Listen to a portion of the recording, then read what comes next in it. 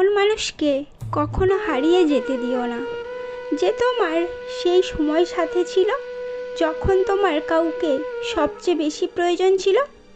সেই মানুষটিকে কখনো দূরে যেতে দিও না, যখন তোমার প্রতিটি আপন মানুষ দূরে সরিয়ে দিয়েছে, অবহেলা করেছে, একবারও তোমার কষ্টের কথা ভাবেনি।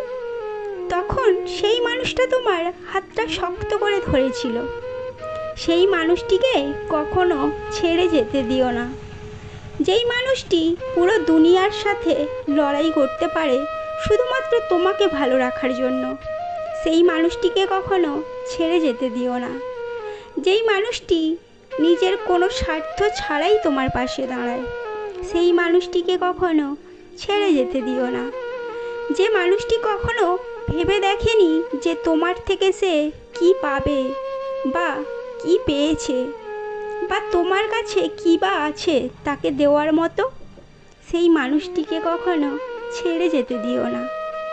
যেই মানুষটি তোমাকে খুব সুন্দর করে বোঝে, তোমার কখন কোনটা লাগবে তার কাছে কখনো মুখ ফুটে বলতে হয় না, একবারও বলতে হয় না যে এটা আমার লাগবে, সেই মানুষটিকে কখনো ছেড়ে যেতে দিও না।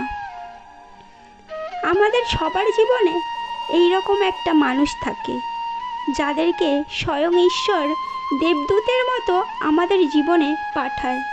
যদি তোমার জীবনে এমন কেউ থেকে থাকে, তাহলে তাকে কখনো তোমার প্রয়োজনে কাজে লাগিও না, কারণ তারা তোমার কাছে এসেছে শুধুমাত্র দুটো জিনিসের জন্য, ভালোবাসা আর ভরসা।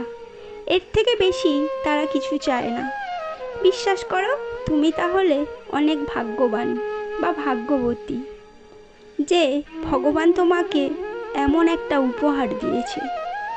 তাই তোমার উচিত যে এমন মানুষকে সবসময় সম্মান করা, যেই মানুষটা নিজে যতই কষ্টে থাকুক না কেন, সে তোমায় সবসময় খুশি রাখার চেষ্টা করে। যেই মানুষটা তোমায় কখনো অসম্মান অবহেলা করে না, সেই মানুষগুলো খুবই সরল হয়। তারা সহজে কাউকে ধোঁকা দেয় না, বরং তারা নিজেরাই ধোঁকা খেয়ে যায়। এমন মানুষকে জীবনে আগলে রেখো।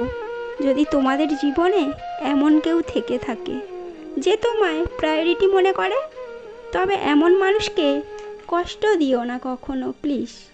কারণ ওই মানুষগুলো সব কষ্ট সহ্য করে শুধুমাত্র ভালোবাসার জন্য, এই ভয়ে যে যদি সে তোমায় হারিয়ে ফেলে। তারা তাদের কষ্টগুলো সহজে বলতে চায় না।